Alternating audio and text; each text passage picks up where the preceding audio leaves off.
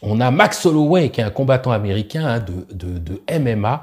Il a 32 ans et hier soir, lors du main event, eh bien, il a eu une défaite contre Topuria et une défaite par un KO assez impressionnant. C'est le premier de sa carrière. C'est la première fois qu'il avait ce KO dans sa carrière. Il est connu pour avoir un menton d'acier. C'est ce qui est utilisé comme terme, hein, puisque il avait jamais ou presque été mis à terre précédemment, notamment à partir d'un coup de poing ou autre. Et donc là, ça a été le cas. Il a été couché. Max Holloway avait encaissé avant ce combat plus de 1300 coups à la tête lors de l'UFC. C'est un triste record, mais il dit préserver son cerveau en dehors des combats. Alors ça, c'est une statistique effectivement qui nous est donnée ici par la sueur. Hein. Max Holloway a reçu 1379 coups à la tête et n'est jamais tombé au sol. C'est plus que n'importe quel autre combattant dans l'histoire de l'organisation. Donc autant dire que bon voilà, c'est quand même quelque chose, 1379, donc 1400 coups, hein, moi je dirais presque 1400 coups, c'est quand même quelque chose d'assez impressionnant. Alors lui dit, en tout cas Max Holloway dit voilà, moi je prends soin de mon cerveau en dehors de ces cas de figure. Try and find brain health, learn about brain health. And do the right things. You know, you only get one brain, guys. You only get one brain. Effectivement, il dit prenez soin de votre cerveau. Vous n'avez qu'un seul cerveau, effectivement, et il est unique et il ne repousse pas. Hein. Once that thing starts deteriorating, it's not like anything else where you can grow it back. So be smart. Go see specialists, go see doctors. Allez voir des spécialistes, allez voir des médecins, c'est ce qu'il dit. Prenez soin de votre cerveau. Go do research on your own brain health and take care of yourself. Because at the end of the day, that's what it is, you know. You want to be able. I don't want to be a vegetable. Ah, je ne veux pas être un légume. Je ne veux pas être un légume. Prenez soin de votre cerveau, suivez les recherches, allez voir les médecins. Voilà tout ce que dit Max Holloway. Je pense, en tout cas, quand on écoute évidemment son discours, il n'est pas spécialement fier. Et puis, évidemment, dans les questions qui sont posées, se pose la question, est-ce qu'il y a des mentons invincibles hein, ou plus solides que les autres? Bon, eh ben, évidemment qu'il faut dire qu'il n'y a pas de menton invincible. Hein, ça, clairement, d'abord, le menton, en quelque sorte, l'arc, et on en parlera tout à l'heure dans une autre actu d'ailleurs, l'arc anatomique n'a rien à voir dans la protection du cerveau. Il faut rappeler que la commotion cérébrale, c'est parce que le cerveau, à un moment donné, est véritablement ébranlé.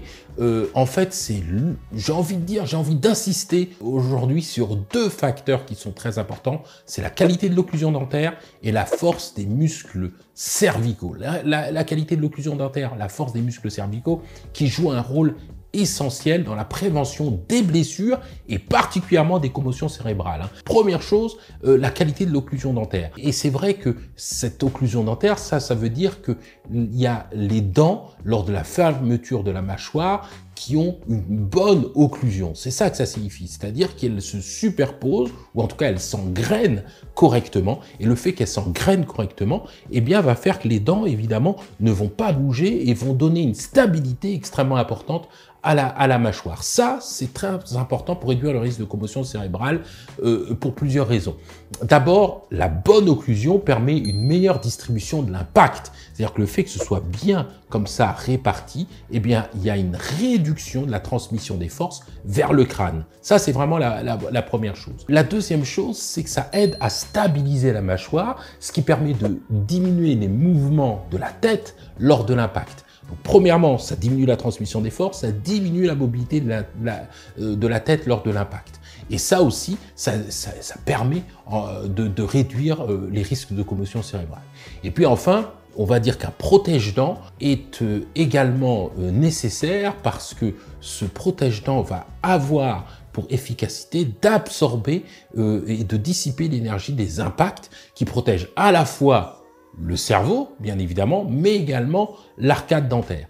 Donc la qualité de l'occlusion est très importante, ça c'est un élément, une qualité de protège-dents, un protège-dents fait sur mesure, une qualité d'occlusion, ça permet de réduire la transmission des forces, de limiter la rotation, le mouvement de la mâchoire et la rotation de la tête, et ça permet de dissiper effectivement avec le protège-dents les forces, hein, et qui ne vont pas se transmettre au cerveau, et donc moins faire de commotion cérébrale. Deuxième élément qui est absolument fondamental, c'est la force des muscles cervicaux. Hein, les muscles sont absolument essentiels pour stabiliser la tête. Ça permet de maintenir la tête plus stable, hein, et de résister aux mouvements brusques, évidemment, et diminuer ses forces de rotation. Je vous rappelle que c'est les forces de rotation qui sont les pires, hein, puisqu'elles entraînent vraiment une accélération au niveau du cerveau et des forces de cisaillement qui favorisent véritablement la commotion cérébrale. Et donc, tout ça, ça améliore la capacité à absorber les chocs. Et pour ça, il faut que les muscles soient forts, mais également qu'ils puissent se contracter rapidement. Et surtout lorsqu'on va avoir un mouvement de tête, hein, lorsqu'il va y avoir un impact, là, il faut que les muscles puissent réagir rapidement pour agir comme un amortisseur, en fait, finalement. Hein. Et ça, ça sera important, là aussi, de renforcer les muscles du cou, pour réduire les risques de lésions, bien sûr de commotion cérébrale, mais aussi, il ne faut pas oublier, de lésions ligamentaires, hein, de lésions cervicales également, hein, parce que c'est la tête et le cou, et là aussi, les lésions cervicales peuvent apparaître si on n'a pas une force suffisamment importante.